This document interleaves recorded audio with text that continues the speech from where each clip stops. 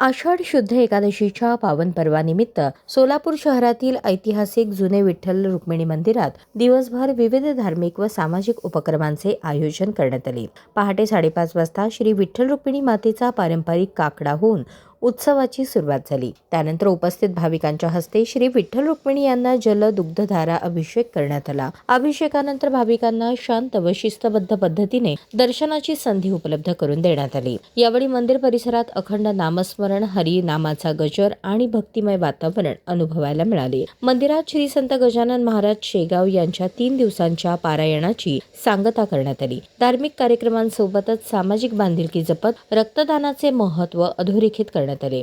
ज्यांना रक्तदान करता येईल त्यांनी पुढे यावे असे आवाहन करण्यात आले असून अनेक भाविकांनी यास उत्स्फूर्त प्रतिसाद दिला। सोलापूर जुने विठ्ठल मंदिर येथे प्रतिवर्षाप्रमाणे आषाढ शुद्ध एकादशी या दिवशी पांडुरंगाच्या मंदिरामध्ये पहाटे 5:30 वाजता काकड्याचं नियोजन झालं।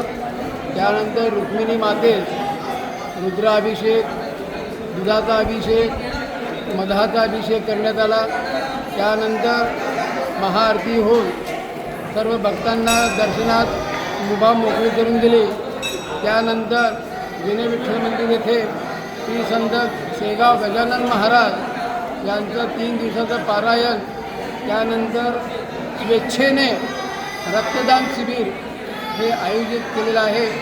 आजच्या या कार्यक्रमाच्या स्वरूपामध्ये या सर्व गोष्टी समाविष्ट केलेल्या आहेत। याशिवाय महाराष्ट्र राज्य मार्ग परिवहन महामंडळामधील महिलांसाठी विशेष कार्यक्रमाचे आयोजन करण्यात आले होते। या कार्यक्रमात महिला कर्मचाऱ्यांनी मोठ्या संख्येने सहभाग घेतला। नमस्कार। आज एकादशीच्या निमित्ताने विठ्ठल मंदिरात येणं झालं आणि इथलं जे लाईव्हली वातावरण आहे, भक्तिमय वातावरण आहे, पण खरोखर खूप आनंद झाला। अनेक वर्षांनी मी या मंदिरात इतकी वर्दळ बघते आहे। मी डॉक्टर मंजिरी पोखरेकर सगळ्यांना एकादशीच्या खूप हार्दिक शुभेच्छा देते आणि विठ्ठलजयंती माझा नमस्कार। आणि धार्मिक वातावरणात एकमेकांना सहाय्य करत एकादशीचा उत्सव साजरा केला। हा संपूर्ण धार्मिक सोहळा मंदिराचे विश्वस्त सुहास जोशी, अविनाश जोशी, अनंत राधाकृष्ण जोशी, अंबादास जोशी आणि रमेश पांडुरंग जोशी यांच्या मार्गदर्शनाखाली व सहकार्याने अत्यंत नियोजनबद्ध पद्धतीने पार पडला। भाविकांच्या उत्स्फूर्त उपस्थितीमुळे मंदिर परिसर विठ्ठल नामाच्या जयघोषाने दुमदुमून गेला आणि आषाढी एकादशीचा सोहळा भक्तिभाव, सामाजिक संदेश आणि सेवाभावाचा सुंदर संगम ठरला।